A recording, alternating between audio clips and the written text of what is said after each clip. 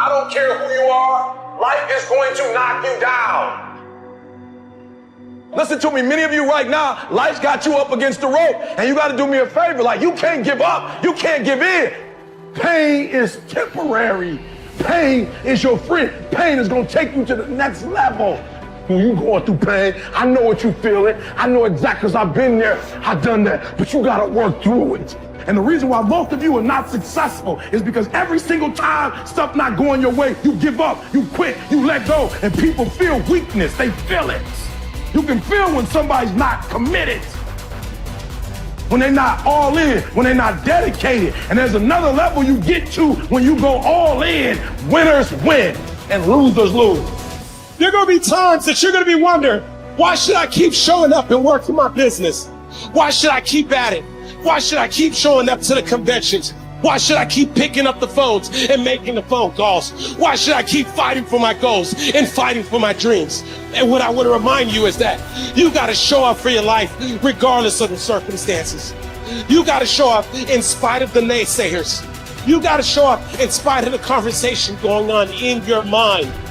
You got to show up for your life, because if you don't, nobody else will.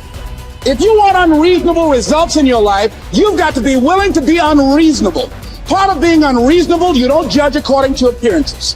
Part of being unreasonable, you can see it because you believe it.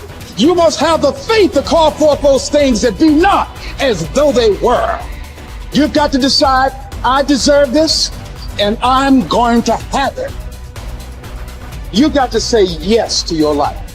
You've got to say yes. Yes to my dreams. Yes to me. Yes, I can make it.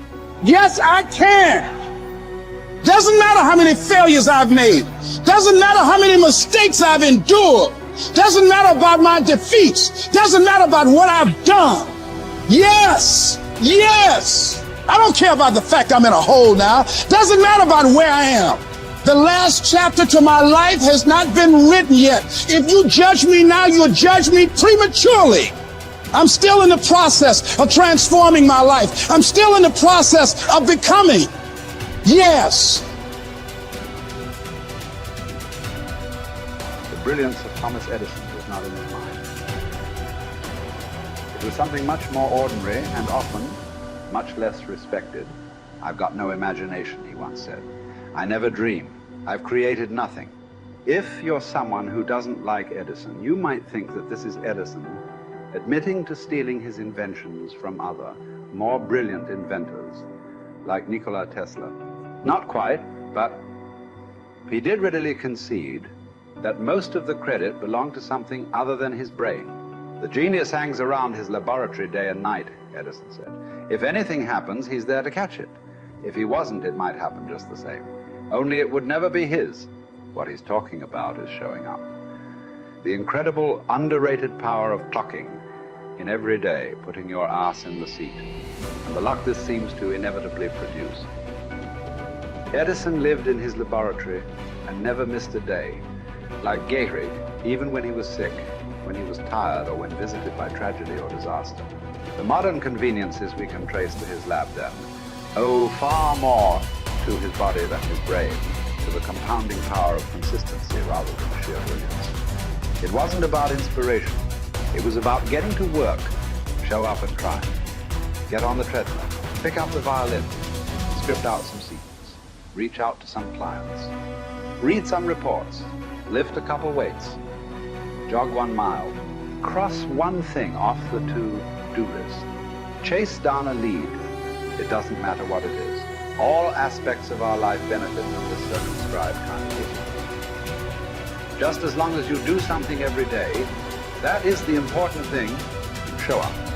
When you're tired, when you don't have to, even if you have an excuse, even if you're busy, even if you won't get recognized for it, even if it's been kicking your ass lately, once something is done, you can build on it. Once you get started, momentum can grow. When you show up, you can get lucky. Is this still hard? Yes. But the good news is that because it's hard, most people don't do it.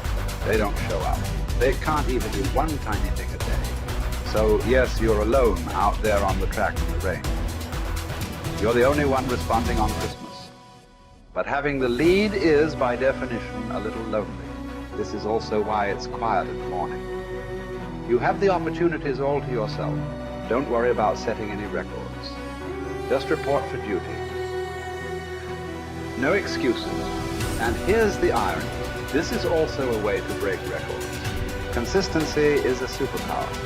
Day to day, willpower is incredibly rare. Lowell Gettrig was a solid position player and a good hitter. But his success really was rooted in the fact that he didn't miss many days of work. It's quite likely that had he continued at his normal pace and not been stricken with R's, that he would have put up career numbers that surpassed Babe Ruth. Gettrig wasn't just able to show up despite injuries and fatigue. He also had to push through ennui, doubt, and just plain not feeling it. He had slumps like we all do, but he also understood what they meant. As a minor leaguer, he had struggled at the plate and thought about quitting. The Yankees' owner sent down a scout to walk Gehrig through the very basic math of a batting average. A good hitter hits 300, and hitting 350 is terrific. Hitting 400 is almost unheard of. What does that translate to? Missing on 6 tries out of 10. A hitter can also go days, weeks without touching the ball. That's what the scout told him.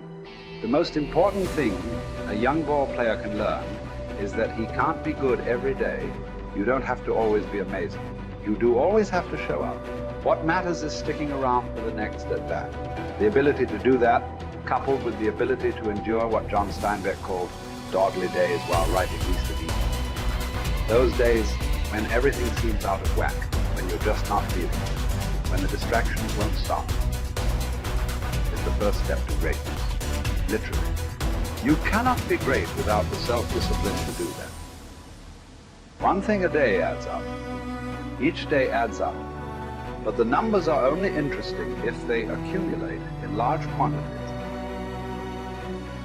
You guys that are just getting started, you're not going to start right here. You're going to start down there, probably in another city, another town. I grew up in Lake Charles, Louisiana, no money, raised by a single mother. I was in debt at 25 years old. First thing that I had to do in my life was not learn a new skill. First thing I had to do to get my life moving in the right direction was self-development. It is vital. It was vital for me that I improved myself and I could start depending upon me. I had to show up every day with some rituals, some disciplines, and start getting myself to trust me, not trust others, but trust myself to do the right thing every day. One of the things that I started doing was beating the sun up every morning. I'm going to beat that sun up every morning so that I have the discipline and the control over my life. So I knew, hey, before that thing pops, I'm going to pop. I'm going to get out of bed, depend on myself, get up at the same time every day. And for me, that time, regardless of where I was beat that sun up. No matter where I am, I'm going to beat that thing up. So it gives me a sense of control over my own life. Second thing,